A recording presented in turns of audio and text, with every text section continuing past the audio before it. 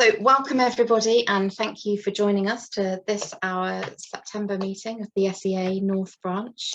We're North now because we've welcomed our colleagues from Cumbria. So we now cover the same size region as Labour North, the whole of the North East and Cumbria. Now, our meeting today is Learning by Heart, challenging narratives of hate and challenging racism through education. Our first speaker, Diane Abbott, has had to pull out, but she has prepared a video for us.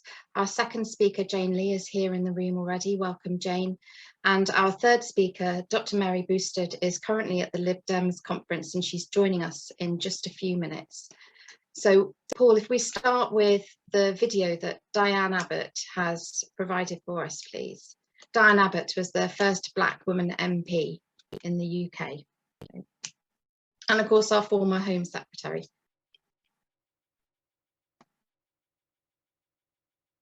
Thank you very much for inviting me to speak at this event on education, particularly the education experience of young people in an area like Hackney. It's an issue that I've taken an interest on and campaigned on for almost all the time that I've been a Member of Parliament.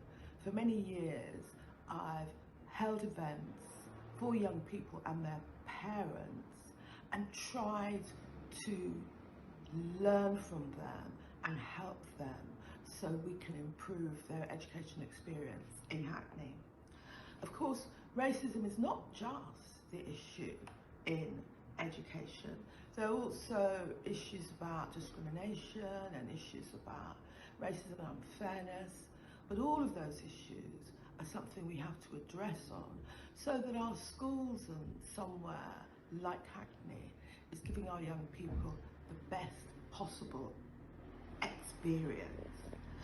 I would not like to give people that the other issues in education, like unfairness and so on, are not important. On the contrary, hate is hate, discrimination is discrimination, and a life ruined by a poor experience in education is a life ruined. And I think it's really important that we address the issues and we campaign. Sadly, racism is the experience of literally millions of people in this country. And yet we have a government which denies that institutional racism exists. But when you talk to people about their experience and their children's experience, and you look at the figures of communities' achievements, you can see that racial discrimination in education is a serious issue. Literally, from cradle to grave, Black children fare worse. That's true at deaths in childbirth, access to nursery care, education attainment at junior and secondary school, access to the best universities, to job opportunities, and to income in retirement.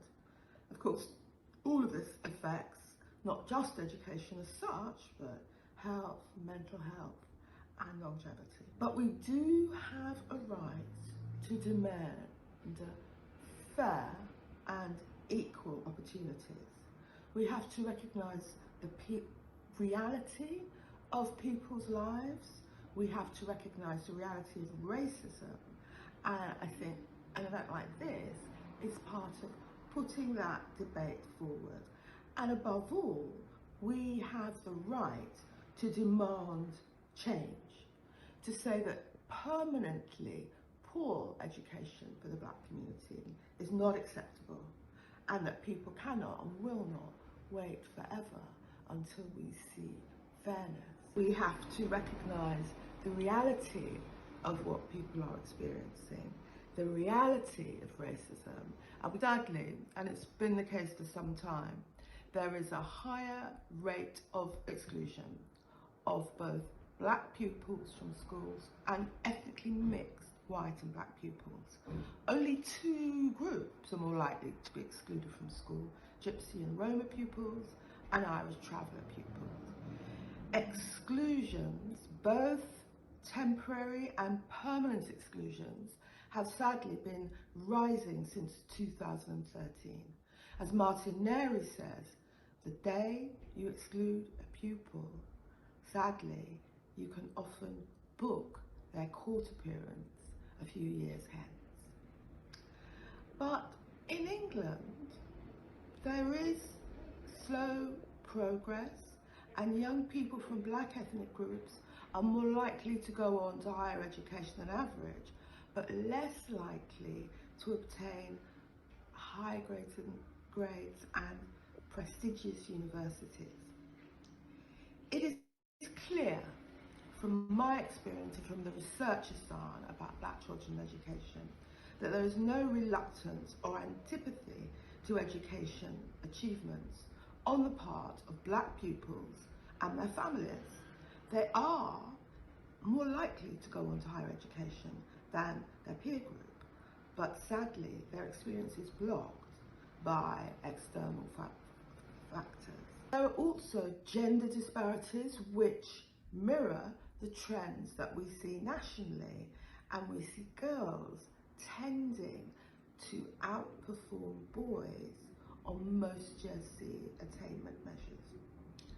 A research report for the Runnymede Trust, which has looked at this for some time, said in 2020 that the attainment gaps are important because they have material consequences. But the Runnymede Trust also argues we should be looking at education as a wider appearances, and we should be looking at the experience of black pupils in school. Although many of us have experienced racism in education, both ourselves, our own children, and our parents and communities, the government remains in denial about institutional racism in general, and particularly in schools. Schools in England are already subject to equality duties to tackle discrimination, harassment, and to advance equality opportunity, and they're already supposed to foster good relations across people with different protected characteristics, including race. But at school, there's no ring-fenced funding to address racial and ethnic disparities in educational outcomes. So schools have a duty and an obligation to tackle racism, to be fair to communities, and to make sure all our children achieve their best. Of course, these duties are carried out unevenly, but even when there's a genuine will to tackle racism, the resources from schools are often lacking. And when the government departments speak of rolling up specific grants, what they really mean is that they are abolishing them. The government needs to admit there's an issue of institutional racism in schools, and it needs to fund the proven solutions. Instead, the government's in denial, it's cut funding, and it's reversing the direction of funding. This is a disgrace. It will blight lives and will store up a world of trouble. It shows the scale of the problem and the tasks that we all have in front of us. Thank you very much.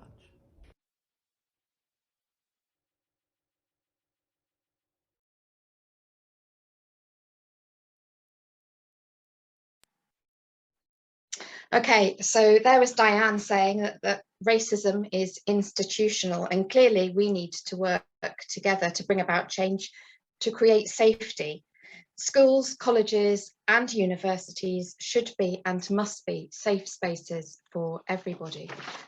Now, I want to introduce to you our second speaker today. Welcome, Jane Lee. Jane is a qualified primary teacher, currently working as a learning delivery assistant with SEND, with special needs adults and young people. She's mother to 6 beautiful children. Jane, you belong to the Romani Gypsy community, and your family have experienced the most awful sustained racist abuse and experienced the most awful hate. And I would like to say thank you for coming to speak to us about challenging narratives of hate and about inclusion today. And I would like to say to you that you are here among friends. Welcome, Jane.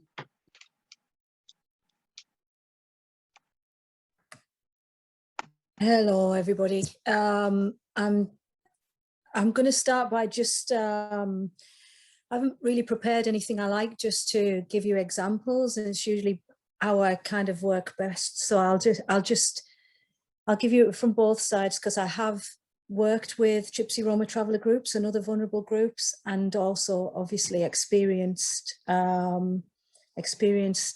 racism in my own school life. I'm going to take you back to the 70s, because I don't think anything has changed from the 70s. And the examples I'm going to give you are the inequality, which is dressed up in racism. So the inequalities that you can't have this, you can't do this. For example, you can't play the violin. You couldn't possibly, because we have other children that want to play the violin. So the spaces are allocated to them. And that is, you know, seen as okay. There are no challenge mechanisms for it. So once you're highlighted as being from a particular group, and as Diane said, Gypsy, Roma and Traveller are more likely to be excluded, which then has knock-on effects for adult life.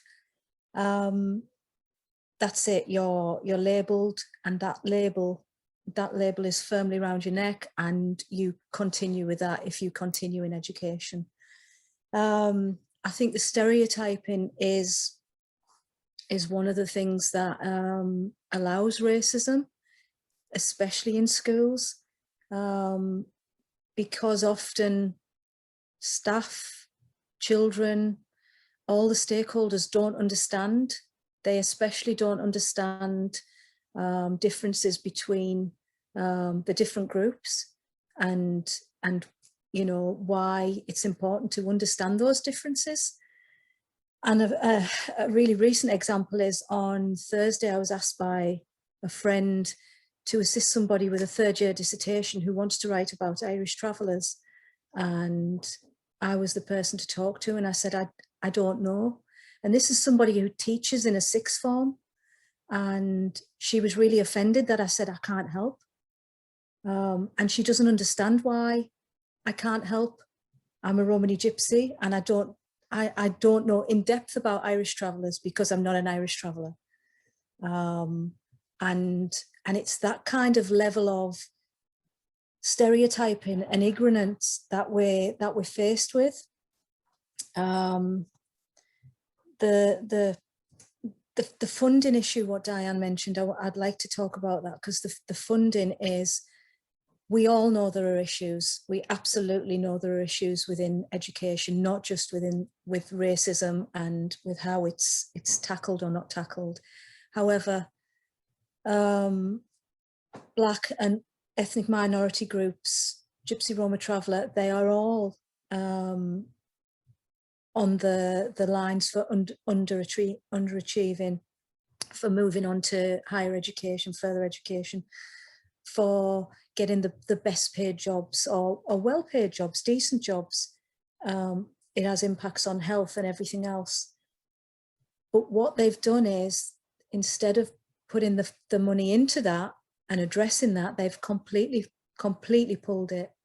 And it's not just pulled from the support services, it's pulled from the services that upskill the staff, that upskill all the stakeholders, the governors, the teachers, the senior leadership, to understand what the issues are, what issues are that these children are coming into school with potentially. And that's never addressed. That's never addressed. I used to belong to a team where we did go into schools and we did upskill the staff. It was rolled out to the kids, and it was in a primary school that we started it, that we piloted it, and it was in a small community, and that actually grew and grew. And where you foster those relations and you have people understanding actually the issues that we may have, coming from any cultural background, then people understand, and people are more likely to actually work with you. They're more likely to ask the questions rather than keep themselves separate and keep themselves ignorant, for want of a better word. One of the things that really gets me is the groups that are affected rarely have a voice when we're making these policies or when we're addressing anything. So, you know, parents or children from Black backgrounds or Gypsy Roma traveller or other ethnic backgrounds, they don't get a say when they're doing policy, when they're making policies, when they're actually putting plans into place. We don't have a say. So they're often not fit for purpose on the paper when they're written. And that in itself is a massive issue. And I think that then takes us right the way back to the beginning, which is the stereotyping, because, you know, the common belief is Gypsy Roma traveller people aren't educated, formally educated. We can't read or write. We're very limited. We go to primary school, maybe, and then pulled. And there's all these different things. And I think the more that we work with community groups, the more that as educators we involve them, the better it's going to be. I think where I would start is, I know I belong to a really good union and the union is quite proactive, and I think that's the way in, because I think, let's face it, the government isn't going to do it. The government isn't going to change things because it potentially then has to pour money into it. It's not going to do that. It wants these different hierarchies, and putting money into it is going to level some of that ground. So I think we have to, as educators, as parents, as people in the community, need to start this change. We need to start accepting difference, and we need to start building on the needs of others as well as, you know, ourselves. And I think that's what I would like to say today. But I am open for questions, Anya, at the end if anybody's asking. That's great, Jane. I just wondered whether you wanted to say anything about justice for Dylan. Yeah, justice for Dylan. Dylan was a 19-year-old, highly academic, high achieving Gypsy boy, my eldest son. He, from an early age, he just got it. He just got education. He absolutely did. He knew what he was to do. He knew how to talk about it, how to put it on paper. He knew everything. He was absolutely a teacher's dream, shall we say. He also could turn his hand to anything else. So he was quite gifted all round. But as I say, he was a gypsy, so he was stereotyped. He was never given that chance. Everybody that met Dylan had a good word to say for him. Then nobody had a bad word to say for him. But he was never given that chance. And because of the way society's set up, and because of the way we're educating children and allowed to get away with this education of children, whereby there's this difference and there's this absolutely, we can justify stereotyping people and different backgrounds and different cultures. There are pockets of our society that will just continue this beyond the classroom, beyond into the outside world, and it just spills into hatred and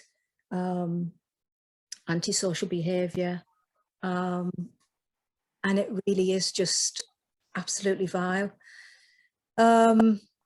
Personally, we've gone through, since a move, we've gone through 2 years of absolute hell from people who are just, they're just driven by hatred. The The police did not act upon that. They've never acted upon it. We've done nothing wrong. We haven't even retaliated. There is a log of every incident and nothing has happened. We caught them, these people, in the act many times. They've, on body cam worn by the police, have confessed to their criminal acts and their hate crimes, and nothing has still happened, and the police have enabled it.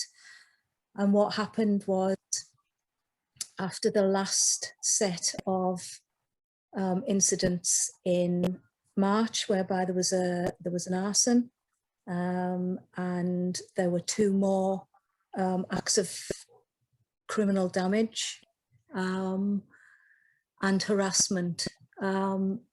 My son realised that actually these people were being allowed to get away with it. There was no end to it. And what it resulted in was he took his life. And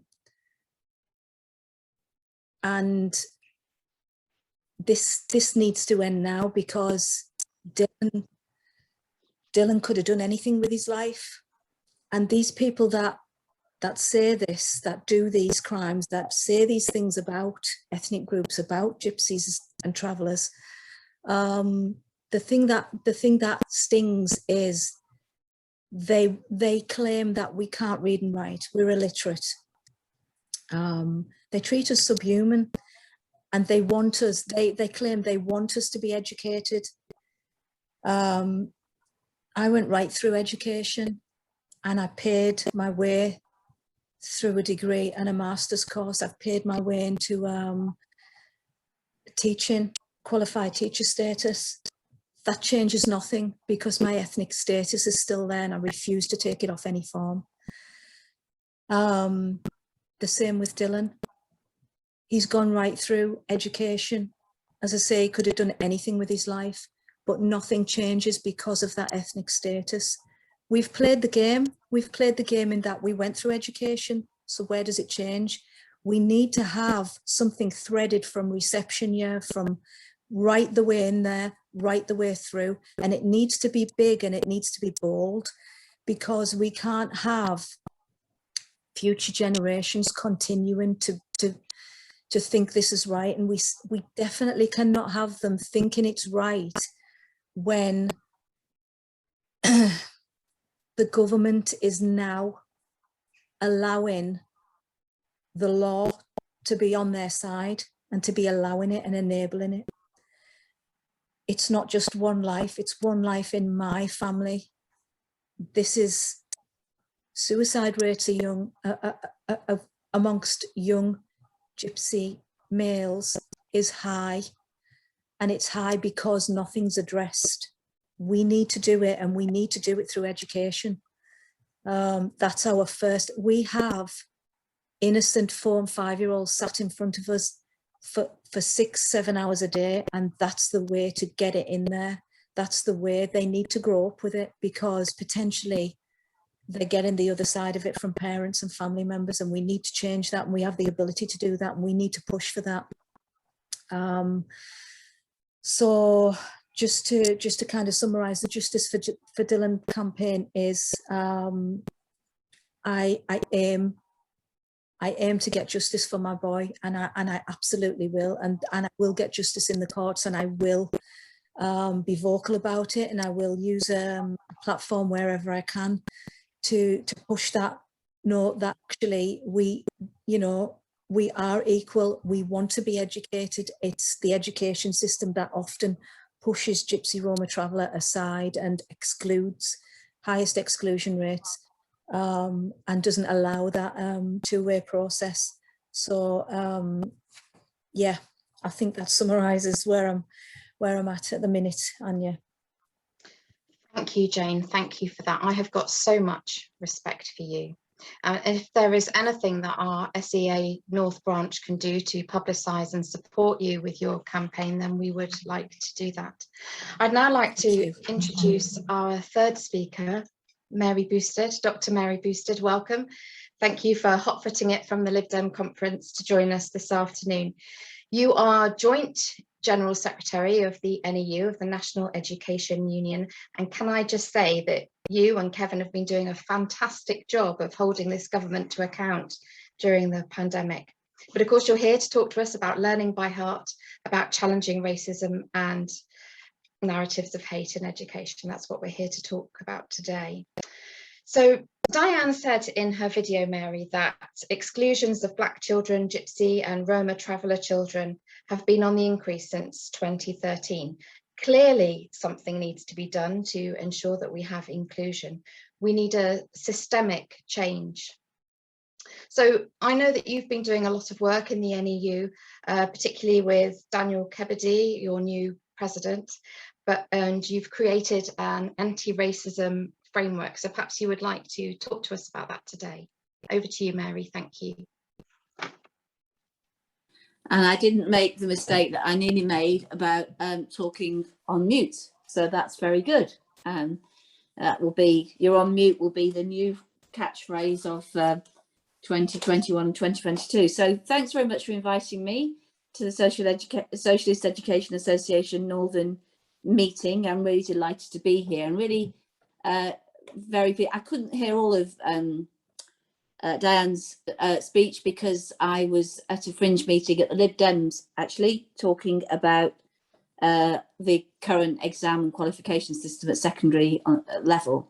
So that was a good fringe, actually, got a lot of people there and interesting debate. But so what I'm talking about now is the NEU's anti-racist framework.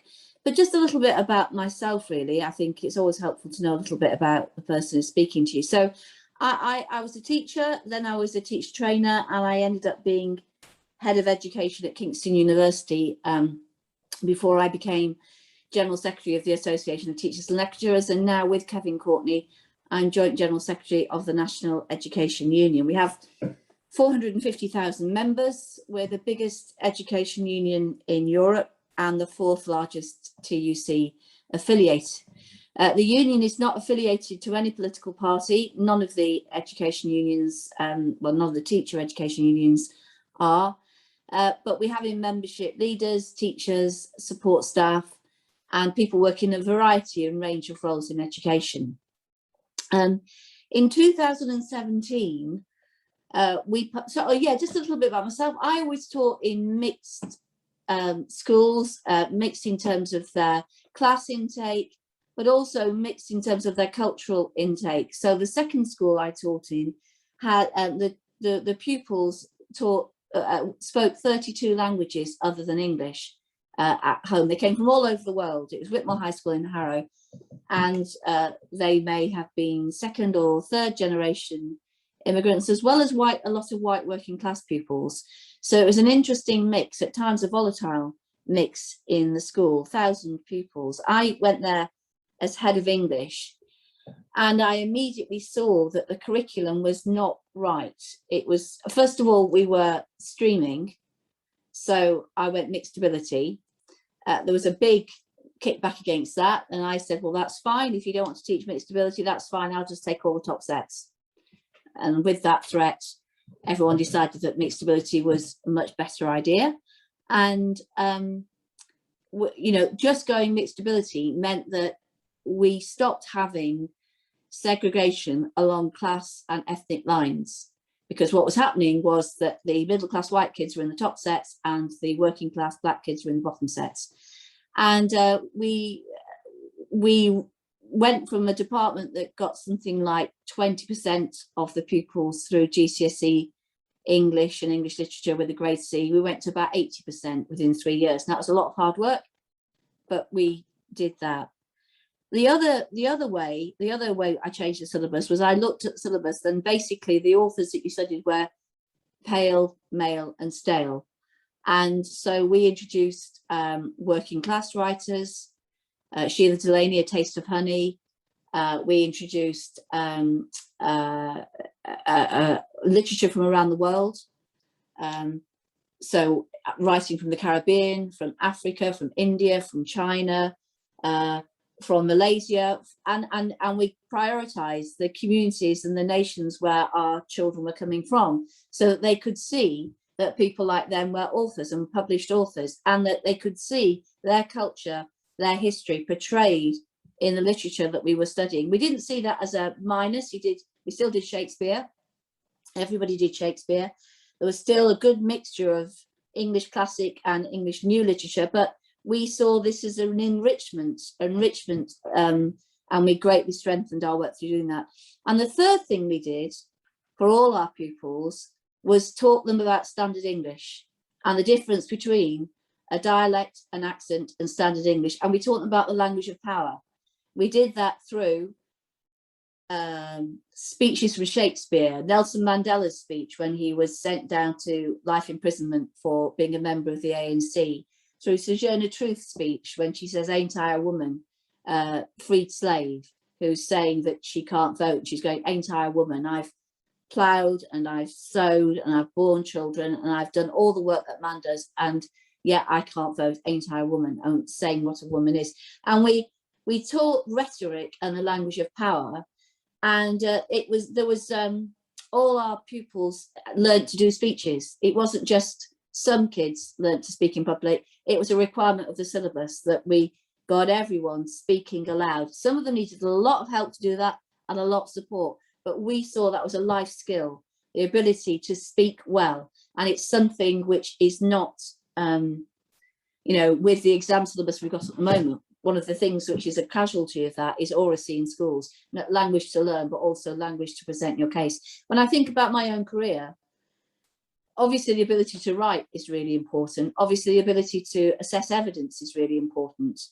To be on top of your subject is really important. But the most important skill, the most important ability I have in my job is the ability to speak, as I'm speaking now, to speak coherently, to develop an argument, to defend your position, to communicate, to empathise with others. And, the truth is that as soon as someone opens their mouth, another English person despises them. That's a translation of a previous quote, which was based on men. And it's still true. Our ability to express ourselves is so important. It's particularly important for working class pupils and Black pupils.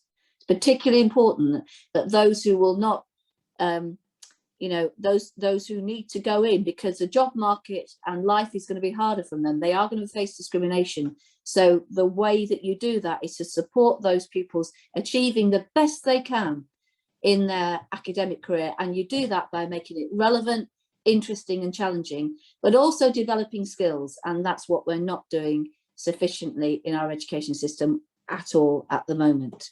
So my experience as a teacher and as a teacher trainer was that we had to have inclusive curricula in all subjects, that decolonizing the curriculum is about more than exclusion. It's about inclusion. It's about including the lives, experience and achievements of Black scientists, of historians, of literature. It's about including in the curriculum a window of the world which recognises all the people in the world. And when I hear about powerful knowledge, I've got nothing against. I'm an English teacher. I think all pupils should have an experience of Shakespeare. I do. He's such an important cultural icon. I also think for 80% of it, it's great literature. But it's hard, it's challenging. But we did that for everyone. But at the moment, we have a narrow, powerful knowledge curriculum where the right refuse to acknowledge in whose interest this is deemed powerful. Because it's more often than not the interests of white men of a particular class. And so, powerful knowledge has nothing to say about who chooses and what is deemed to be powerful, nor does it have anything to say about pedagogy, about how children learn. The transmission model of powerful knowledge is, I have the knowledge as a teacher and I give it to you as a pupil and you learn it. And that is completely denying that pupils have lived experience which they bring to the classroom. What Vygotsky in post-revolutionary Russia called action knowledge and school knowledge. What he said about the zone of proximal development, that you have to take pupils' action knowledge and apply school knowledge to it. And for teaching in a multicultural, multi-class community, if you just say, I have the knowledge and you don't, you exclude lived experience, and you exclude respect for what is different. I believe that school is a place where children and young people learn about society. They learn about their role as a citizen in society. They learn about difference. And schools should be places, both through the curriculum and through the way that we treat children and young people in school, where we learn about the other, and we realise the other is to be celebrated. Difference is to be celebrated. There is so much that unites us that we should not be frightened by that by which we are different. Everyone's different, cultural, race differences, class differences, they enrich our community, and they should enrich the community of the school. I worry that in too many schools, there is a monocultural view being promulgated that excludes the experiences and lives of Black children and working class children. And when we do that, we then look at rising rates of off-rolling. The NEU's done a big, we've sponsored the Education Policy Institute into doing a big study in 2016 on off-rolling, which is illegal exclusion. 1 in 8 children are lost to the education system without them not knowing their forward destination. The greatest who are lost, Jane will know this, are Gypsy and Roma children. The second actually are poor children. So class is still a massive issue. Children who've got SEND, children who've got poor prior attainment, children who've missed school, have got poor attendance records. If you are poor, if you've missed school, if you are Black, if you are Gypsy and Roma, if you've got special needs, then you are far more likely to be off-rolled. And just this week, Ofsted admitted that it had inspected schools where off-rolling was taking place, but had not named it. So there is much that we have to do. And so that's why in 2017, in the NEU, we published our barriers report, which was the findings of the experiences of racism from thousands of our Black teacher members. And that prompted calls for the union to do more to support Black teachers and to support anti-racist work in schools. And our Black members came up with the idea of an anti-racist charter. So we've had an 18-month process of drafting and rewriting and piloting, and we now have an anti-racist framework, which was published in July 2020. I'm just holding it up, and if you're interested, you can get it on our website. Now, the anti-racist framework is designed to support a whole school approach to anti-racism, and it's designed to help educators explore ideas around race equality and plan how to tackle racism with children and young people and with staff. It has 5 themes: leadership, teaching and learning, voice and power, well-being and belonging and community. And it's also organised to reflect the levels at which racism manifests itself. So at 3 levels: interpersonal, so that's the individual level of thoughts and feelings and attitudes and actions; cultural level, which is shared ways of seeing things, thinking and doing; and commonalities of values and patterns of thoughts and behaviour. So what is the culture of this school like? And that's really important, because culture eats strategy for breakfast. And then structural. What are the network of social divisions and the power relations associated with them? And what are the ways in which oppression and discrimination are institutionalised and sown through the fabric of society? Since we published the framework, staff alongside members, we've delivered 50 briefing or training sessions to over 1,000 NEU members. And they've been with a range of cohorts, including equality officers in the union, branch secretaries, district secretaries, branches of the union, and in schools and in colleges and in academy chains. And our framework, our anti-racist framework, we were delighted was this year endorsed by the Hamilton Commission, the Lewis Hamilton Commission. And the Hamilton Commission has recommended that all schools and colleges use the NEU anti-racist framework. And we're still talking with the Commission and with the Royal Academy of Engineering to get their support and ideas on how we can diversify the curriculum and open up the STEM subjects to a wider range of success amongst different groups of pupils. So I just wanted to say a little bit about, because it can be a bit of a nebulous concept, what does an anti-racist framework actually do? So I just wanted to very quickly take you through it. It starts with, can you tell us one interesting thing about you? because everyone has interesting things about them. And when people think about that, they normally think, so when I think about an interesting thing about me, I think about my grandfather, who came from Ireland when he was 12. It's the first time he'd worn shoes. And he came to Manchester, and he was an apprentice to a grocer, eventually set up his own chain of grocery shops and became the Lord Mayor of Manchester in 1944 to 45. So he was a Manchester Dick Whittington. Everyone has their own personal histories of immigration into the UK, your forefathers and their achievements and their lives. And so it asks for, and it then says this session is about, or this framework is to help people understand how they can implement anti-racist approaches in education, giving you baseline knowledge and skills, challenging barriers and myths, and an introduction to the NEU. And it's to move people from wherever you are on this stage, from unconscious unawareness of biases to conscious competence and able to effortlessly check your thoughts, your processes, to look for balance, to look for equity, and to look for inclusion.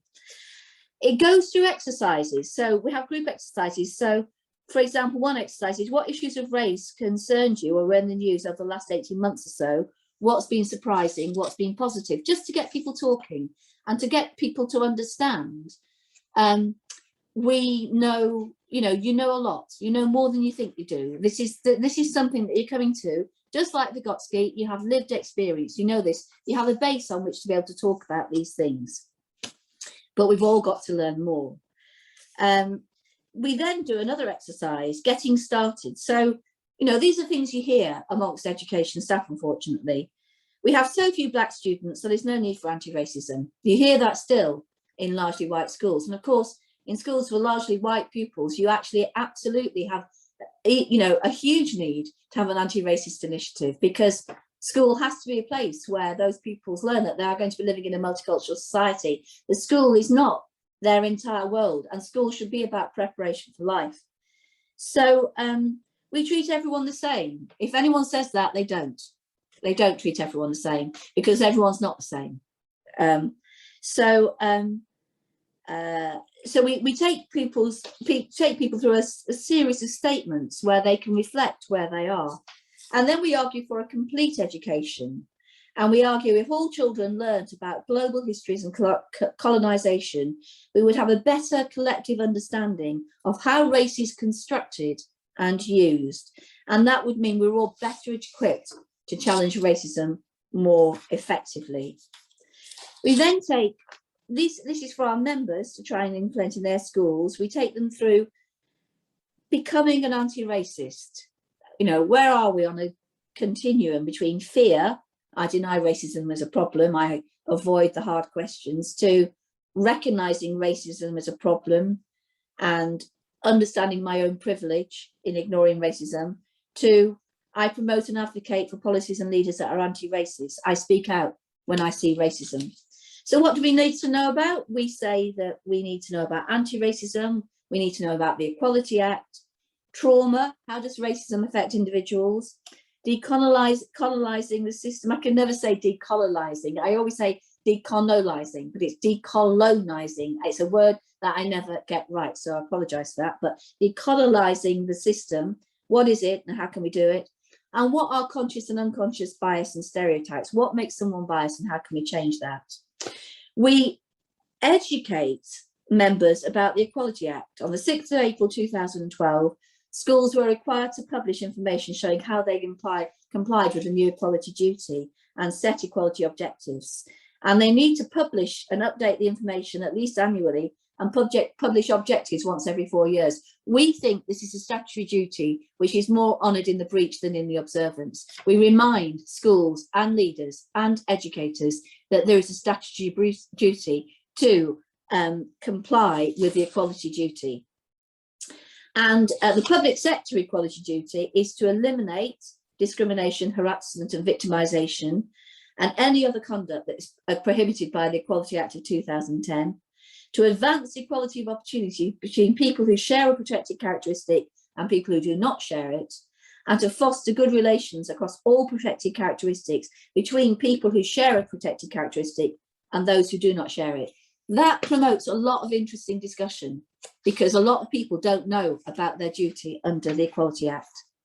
And we finish with a framework for schools and colleges to examine how far they are along the journey of being an anti-racist institution. So there are 5 themes where we give a checklist, really. Leaders. I won't read out every question, there are 10 in each part of the framework, but the answers are on track, we've got to focus, or this is for the medium term, we've got to really develop this. So for leaders, is there a race equality policy and a clear understanding of racism, and how is it being used? Is there a race equality impact assessment of the pay policy and pay progression, and has it been useful? Because what we find from our Black members is that they are held back in pay progression. They're more likely to be on capability. They're more likely not to get pay progression. Is there a strategy to support pupils at risk of exclusion to prevent and explore alternatives to exclusion? And is there a particular attention to the disproportionality in rules of exclusion for Black pupils, including Gypsy, Roma and traveller pupils? Theme 2 is teaching and learning. Which subjects currently reflect global influences? Does history include age-appropriate lessons on the history of Britain to include slavery and colonialism? Which subjects include the positive contributions of Black people through history and in contemporary society? And how does the approach to teaching and assessment enable Black pupils to have high expectations? How can you empower Black pupils to feel comfortable and aim high? Theme 3 is power and voice. Do Black staff feel safe and able to vocalise their experiences and what makes them feel included and excluded within the staff community, and whether they feel valued or marginalised?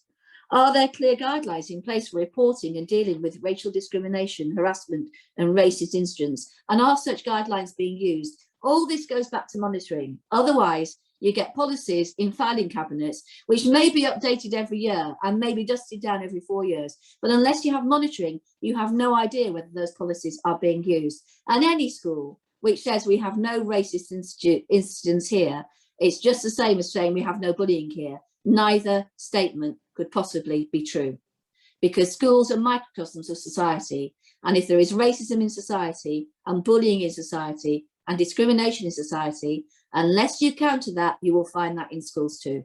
And that is just simply there. Are Black pupils empowered to demonstrate recognised pride and achievement and self-confidence? Theme 4 is well-being and belonging. What is the pattern of exclusions and off-rolling? What are the rates of exclusion of Black pupils, especially Gypsy, Roma and traveller pupils, and looked after pupils? This needs explicit discussion and evaluation. Are you doing that? Do you monitor this? How is the school and college supporting children and young people to explore the issues around racism that they experience and to understand their rights? And do pupils feel safe, aspirational and accepted for who they are? And the final one is community and culture. How can you draw on community resources, Black parents or local campaigns to plan action in response to racism in the community? How does your school and college demonstrate understanding of the cultures and religions in your community? Do you celebrate festivals and special days? And does the school and college take a measured and intentionally proportionate approach to the prevent duty? Are Muslim pupils or those perceived to be Muslim feeling alienated, profiled or under surveillance? And if so, what steps can you take to change that? So in other words, the framework asks, what do you want to change? What do you want to keep?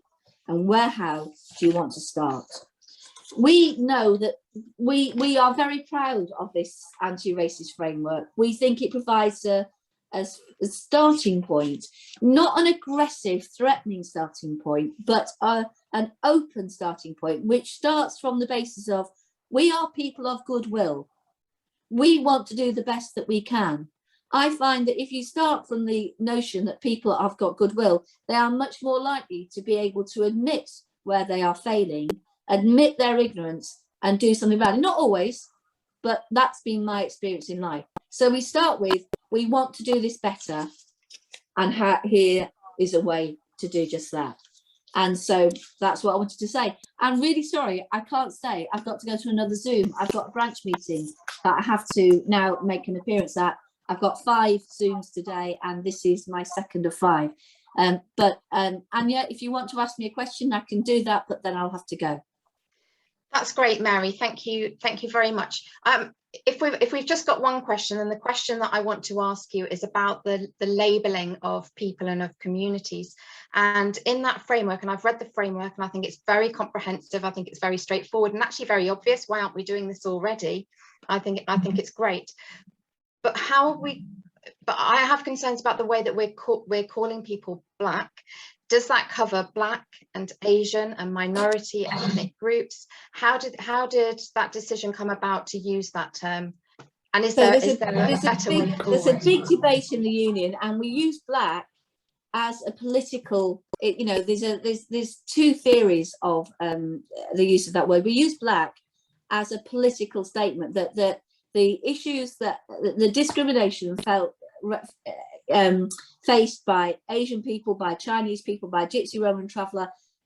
We use that Black as a political term, which comes from the civil rights movement and the reaching out across different racial groups who are similarly oppressed.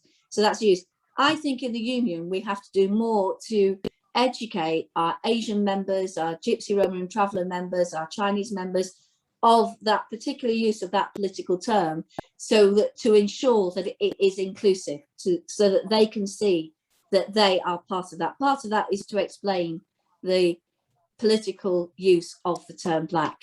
That has been debated many times in the union, and that is a position adopted by our Congress and by our executive. Great, thank you. And if people want to access the framework, just to say that this is available on the NEU website, isn't it? It is. Okay. Thank you so much for giving us your time today. Thank you for squeezing us in. That was brilliant, Mary. Thank you. And keep up the good work on holding this government to account.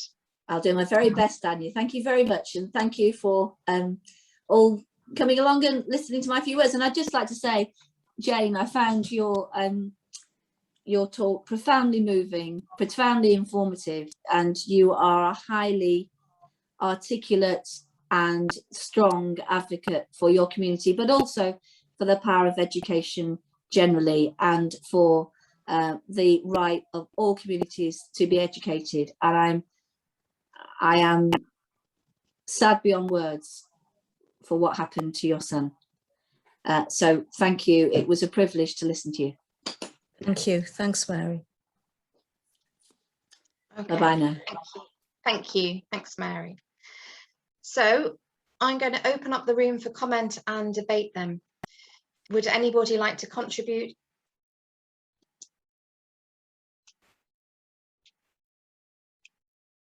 Paul, is that you wanting? Yeah, I just wanted to say, I was going to ask this of Mary because it seems to be like a little bit so it doesn't seem to be getting the attention that it really needs to get, and that is under academization, people being excluded. She mentioned off-rolling, but it's an extension of that. What's happening is a group of academy head teachers got together and decided that the best way to improve school results would be to exclude what they call low quality students, and that can often be people from minorities, etc. as well. So low quality students are people who they don't think are going to get very good results, and they get excluded. No other academy will have them. So in the old days, when you used to have a local education authority, another school in the authority would have to take that school on. So you would have things like managed moves. So maybe if that school was just a wrong fit, the other school would work hard, and maybe there is success at that school. But what we have now is we have this exclusion based upon being a low quality student. People who don't have behavioural issues end up in pupil referral units. The pupil referral units are absolutely brimming with children. They will be assessed, and some of them will end up in schools like mine, special schools, but the majority of them are ending up in a form of privately funded education. So it's publicly funded private institutions. And I'll give you an example of the funding. So the average cost of a student in my school is £19,000 a year for social, emotional, mental health. If they go to the next stage after me, or if they aren't able to get into a school like mine, they'll end up being charged £100,000 per year per student. And this is sucking all the money out of the special educational needs. And I was kind of interested in what the position was on that and whether they actually noticed this, because I know that a lot of people are aware of this within the trade union movement, but nothing really seems to be happening about it. And it is such a drain on resources. It is such a terrible thing for those students who are put into that position. And I don't think it's the same as off-rolling. I don't think it's the same technique, because they're just saying, you're not going to get good results. We are actually going to exclude you, because off-rolling is now more frowned upon than it was before. And there's more checking for that. They simply exclude them, and there is nothing to come back with it on. They can do this. Exclusions are up so much. It's like, I think they're up. I think they're about 10 times higher than they were under local authorities, and children are just disappearing off. And it is literally based upon whether or not they're going to get to school good results. And for me, that's absolutely appalling. And it is also like linked to the privatization of education as well, because those private institutions to which those children often don't even attend, they're getting £100,000 per pupil. It's an absolute scandal, and I don't know why anyone isn't talking about it, to be honest. It's one of the things that I'm getting more and more aggravated about. That's deeply upsetting, Paul. And actually there are docudramas that are available on BBC iPlayer about the experience of young Black people in education where this thing has happened historically. So that it's appalling that is still going on. So maybe we need to talk about that as a branch and organise some collective action around that. Would anybody else like to contribute? We still have Jane here with us. If anybody would like to ask a question of Jane or make a comment, a contribution, that would be great.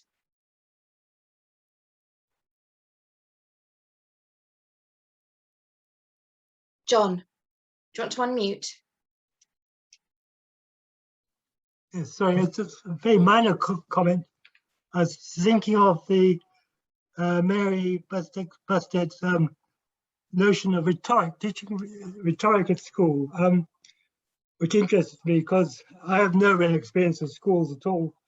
I taught at university and used largely informal lectures and seminars, so my knowledge of schools is very, very inadequate. But one thing that did strike me about teaching in seminars at university was that I taught sort of sociology really,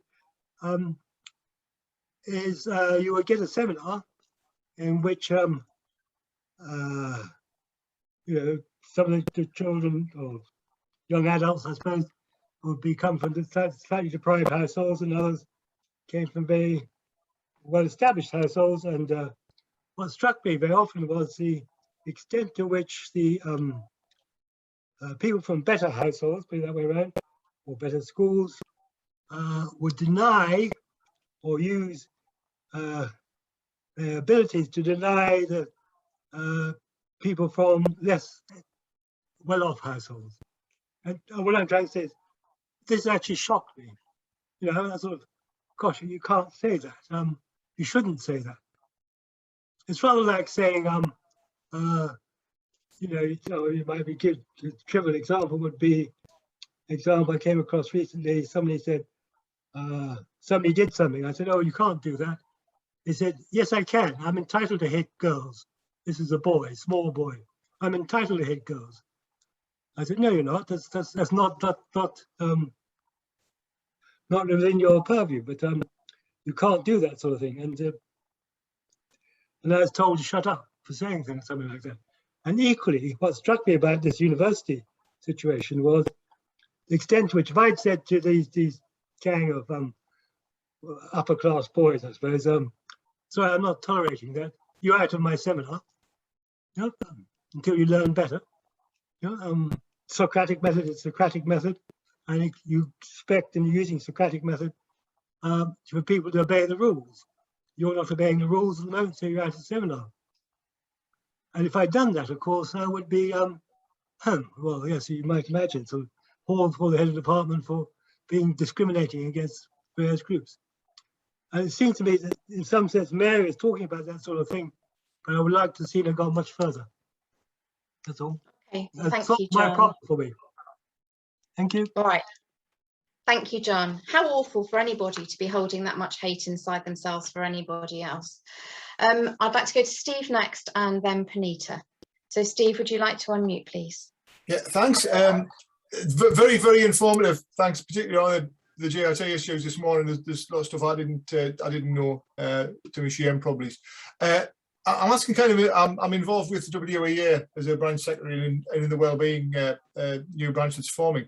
So it's kind of two hats really, one for my own development and secondly for to see what organisations like the WEA can do better in relation to adult education with your community. Is there anything that you think we should be doing, or you think the adult education area should be doing to engage, or could engage better than presently isn't being done? I appreciate it's a fragmented sector. There's lots of little CICs. Every person's got a CIC now in education. It's amazing the number are coming through. But particularly for the bigger providers, is there anything that could be done better? I know it's quite a wide question, and I'm kind of exploring it, but is there anything that could be done better generally? Is that for Jane to answer? Oh, sorry. Yes, please. Yeah. Yeah, I thought so.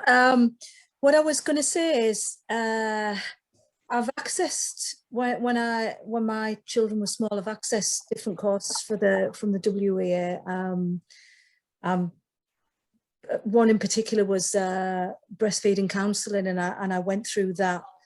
One of the things there was, and it was particular to this course because of the nature of it. So, for example, I could take my then children along. So at the time I had two small children. One was being breastfed herself, and I could take them along. And I think one of my experiences, because even though I had children, I continued to access different educational courses and different things to upskill myself while in those kind of 10 years while in between jobs, as it was. One of the things that I noticed, and this is no, I don't want this to sound discriminatory against anybody else, because it's not always, it's not across the board. But people from gypsy backgrounds tend to not access nurseries or childcare. So I would do any course available that my kids could come along to and sit quite quietly in the background and play where they were, and I would access that course.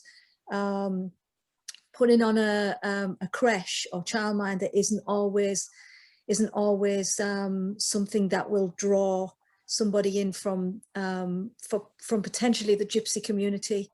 It's not always the thing, you know, the carrot to dangle. Often saying, you know, have you got kids? If we could do it within school time, or, you know, bring them along. And I know it's not always the case depending on the course, but it might be that is developed as an option. It might be developed as somebody in the room with them, but tend to do the childcare within the same room. Do you see where I'm coming from with that? And it's not a trust thing. It is absolutely cultural. We grew up to, you know, our kids are always there. But back to the old days when, you know, people would go out door to door or whatever, there would be a camp with the children, with certain adults. It would always be done in-house. So if there's no ability to do that, then you keep your kids with you. And that would be my first comment. The other thing, I know, and again, I'm generalizing that because WEA has gone onto sites in the past, if you're going onto a site, so if the gypsy community that are wanting to access things are on a site, they usually now have a community centre. It might be that you can access closer facilities so that it would accommodate childcare as well, one way or another, because kids could be, you know, in the trailers or close by or whatever. But I guess it's assessing your community and where those families are coming from, whether they're in houses or whatever. But I'm happy to help. If Annie wants to pass on my details, I'm happy. That'd be great. And just finally, is there any, just I'll try to hook things, but is there any areas, any subject areas that you think we should be doing this, or a provider should be providing this, but isn't actually currently being provided? Is there anything sort of leaps out that? Yeah, I think the thing that everybody thinks is, and again, I'm not putting this across the board, because not all of us think like this. The fact that we're here today means not all of us think the same. However, and it's not just with Gypsy Roma traveller communities, it's with working class communities, maybe, or poorer communities, that, you know, rundown areas, that you all need functional skills, you all need your English and maths. And in today's society, yes, we probably do. However, I think the best way to get your cohort is to offer them something hands-on. And this goes across the board with any community. Offer them something hands-on and fun. So give them something like I've done myself in the past, jewellery making. I wasn't going to go on to do jewellery making, but I like to make things, creative things, that kind of thing. Things that you can, that as an adult, you can teach to a child. Things that aren't necessarily, so you can take away that skill, but it's not necessarily going to cost you a lot to do.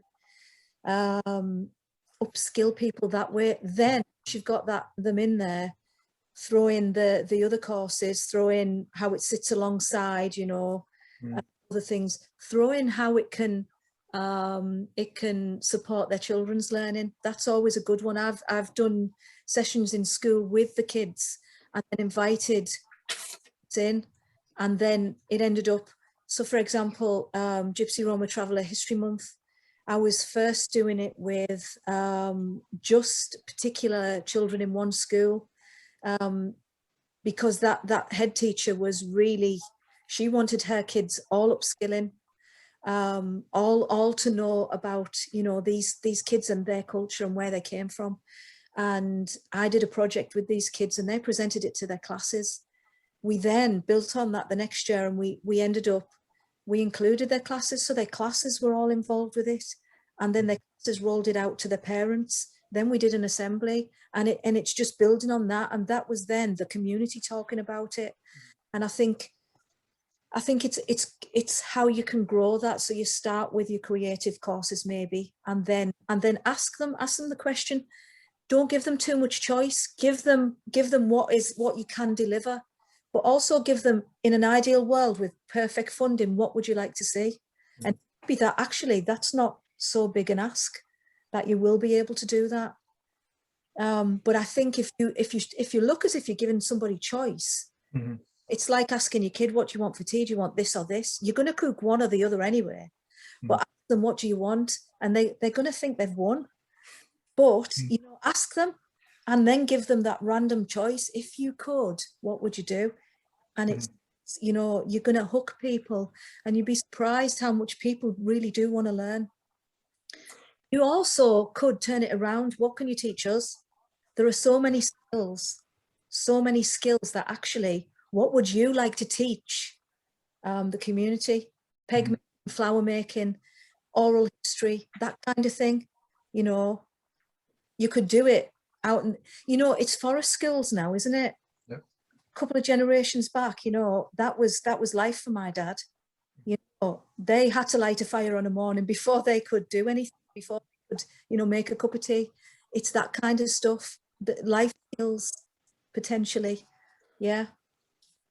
Thanks. You actually answered the question I was going to ask, and I didn't think I'd have time to ask, but thanks very much for that. It's really, really informative. It'd be great if I could get your details and something, and pick your brains in future. Yeah, no problem. But thank you very much. That's really informative.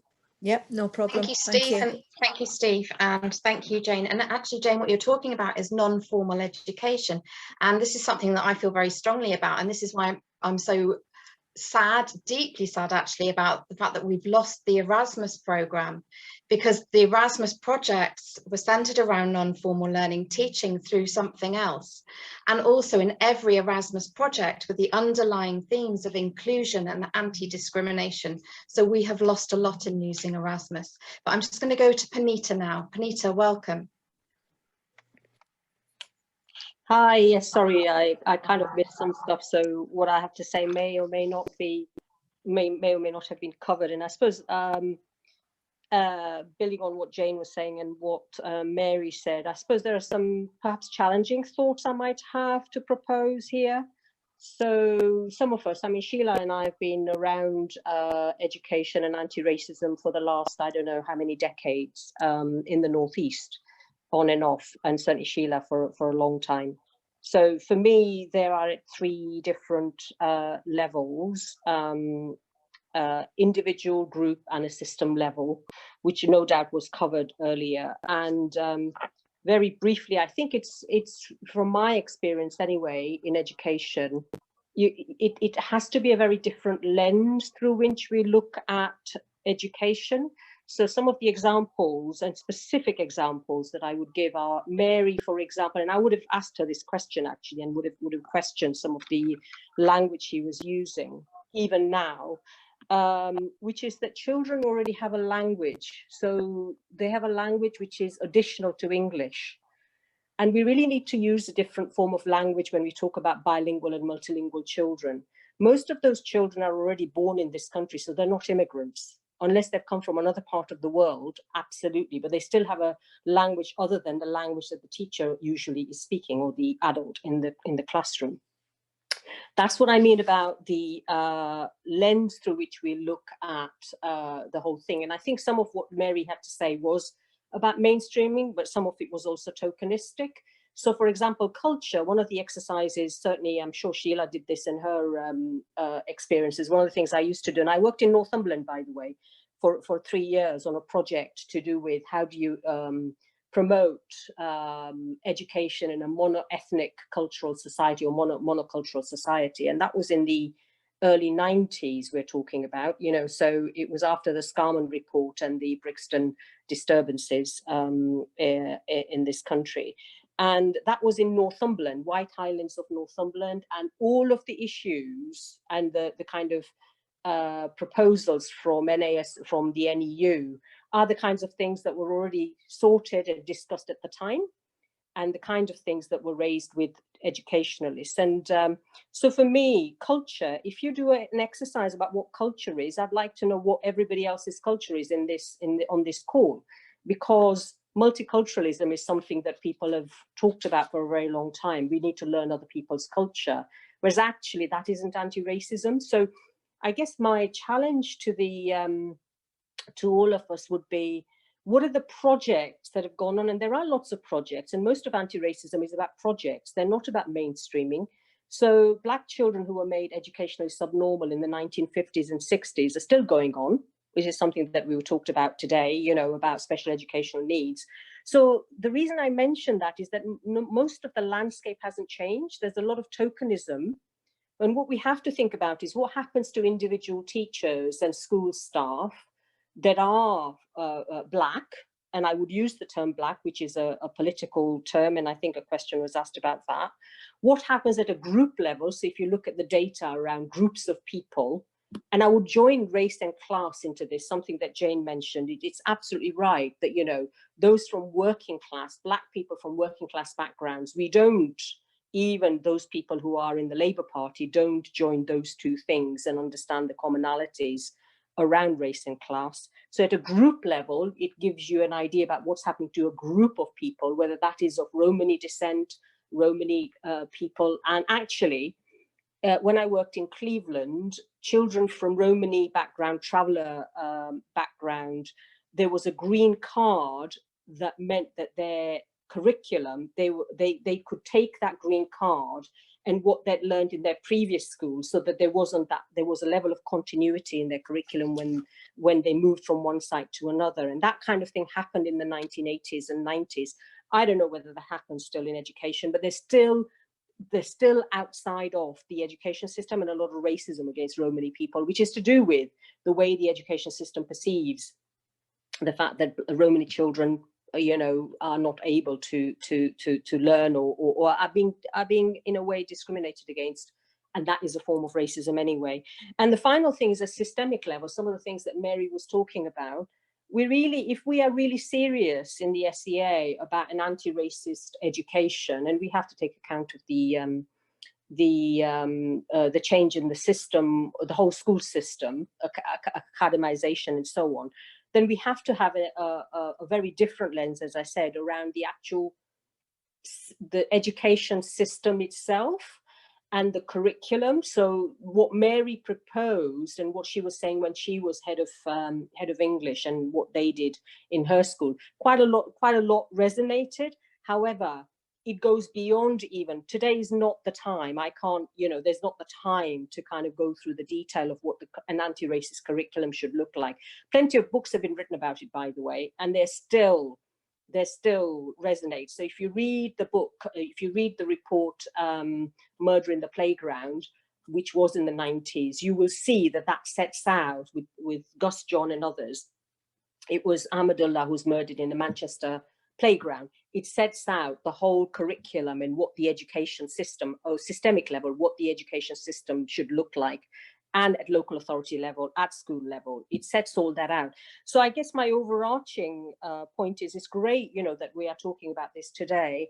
I would just urge people to draw on what's already been around for a very long time and pose the question, how is it that all those advances in anti-racist education seem to have been forgotten, lost, and we are still rehearsing the same issues? And that poses a really, really powerful question about through what lens do we really look at education, and whether today's conversation will still remain at a token level about what anti-racism actually means. So I'll leave that, and I know some of that is very challenging, and I know we're all on the same side, because otherwise we wouldn't have this session. These are challenging ideas, and there's a reason why we haven't changed as a country and as a society, and it's because they are very challenging, and it's about power. It's about power, and it's about equality, and that is very hard to kind of shift. But it's great to have the session, and I'm sorry that I missed some bits of it at the beginning because I was busy with something else. But that's just some ideas to kind of share, really. Anyway, thanks. Okay, thank you, Panita. And you're right talking about power. This is about power, who has the power and who doesn't. But it's also about us here in this meeting today. And it's about us going back to our organisations, and for those of us who work in schools, for work in colleges, and taking the framework to our leaders and saying, can you work with this? We want you to work with this. Okay, have we got any more contributions, any more comments or questions? John?